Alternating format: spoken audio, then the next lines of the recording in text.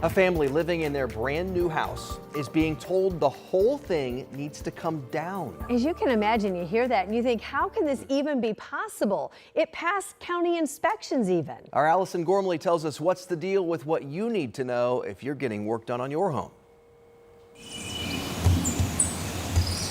From the outside, the Abernathys' new home is beautiful. But as the saying goes, it's what's on the inside that counts. Water was pouring in when it started raining. And they're soaked right there. The windows weren't insulated and it was 40 degrees. Nicole Abernathy and her husband bought the property with plans to gut the ranch house on it and add a second floor. We were only leaving the brick on the outside and starting basically from the crawl space up. They hired Best Side Construction in 2022 because they knew one of the employees. The cost? About $241,000. We obviously shopped it around like you're supposed to.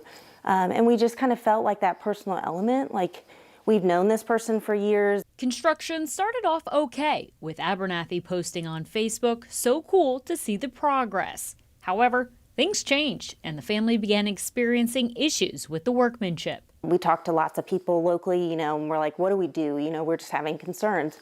And we just kept being told, trust the inspection process. You won't pass inspection if something's really wrong with your house. Eventually, their home did pass all of its county inspections for a remodel and an addition. So the Abernathys moved in. That's when their list of concerns got a lot longer. The Abernathys hired 3 groups to look at the house: their power company, a home inspection company, and a structural engineer.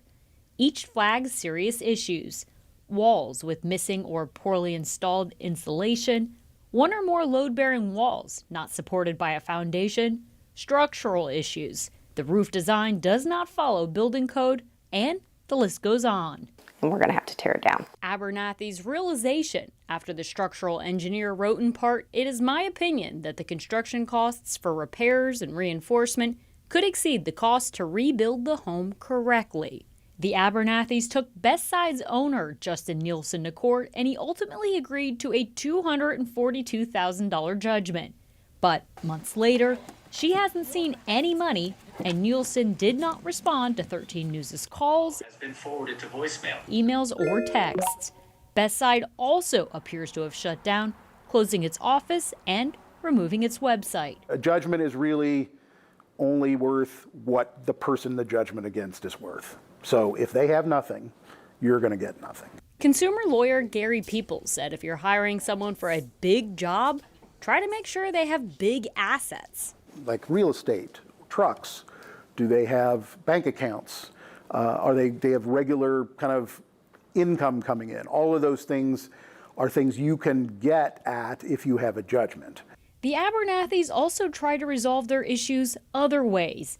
The state attorney general told them, "We do not have jurisdiction over this matter." Hendricks County offered no resolution, and state law usually protects municipalities from civil lawsuits, so the family can't go after them.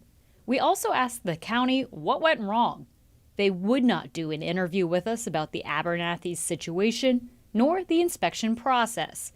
They told us in part via email that on remodels especially, there are limits to our involvement with existing non-conforming conditions, but we work to ensure compliance with minimum codes whenever we find deficiencies. They added, the inspector who completed these inspections is no longer with the county.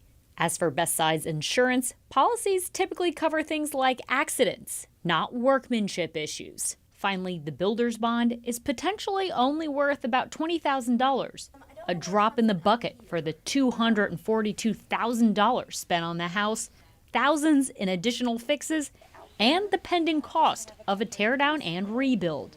It's just not chump change by any means. Like I said, it's our lifetime savings to put in our dream house that we're never going to have. Abernathy's advice for others? We would recommend that if anybody does this ever again, or if we do it ever again, we want to make sure that we hire a third-party inspector. That's the only thing I can think that would protect a homeowner going forward. Peace of mind, more or less, for an investment now down the drain.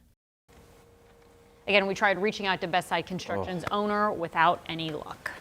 All right, so what are the main takeaways for families here? Yeah, we gave you a lot of information, but this is kind of how we boiled it down. One, consider hiring a private inspector to check things throughout the process, because once walls go up and things go on, you can't really see a lot. They cost a couple thousand, but consider it maybe an extra insurance policy, more or less. Next thing, municipalities or cities, counties, they seemingly have limits to what they might inspect, so don't entirely depend on them in terms of quality control. And then finally, just like the lawyer said, make sure if it's a big job, they have big assets, because the judgments are only worth what that person or company is ultimately worth. Right. Was this complicated by the fact that it was a remodel rather than an original build, do you think? It's a separate inspection process than a new build, but as you saw, they brought it down to more or less the studs and the crawl space. So I feel for them for sure. Absolutely. All right, Allison, thank you. And if you like Allison's What's the Deal segments, you can catch her show. It's streaming on WTHR+. If you want to watch it, make sure you've got our app. If you don't have it, you can download it now on your TV. It is free.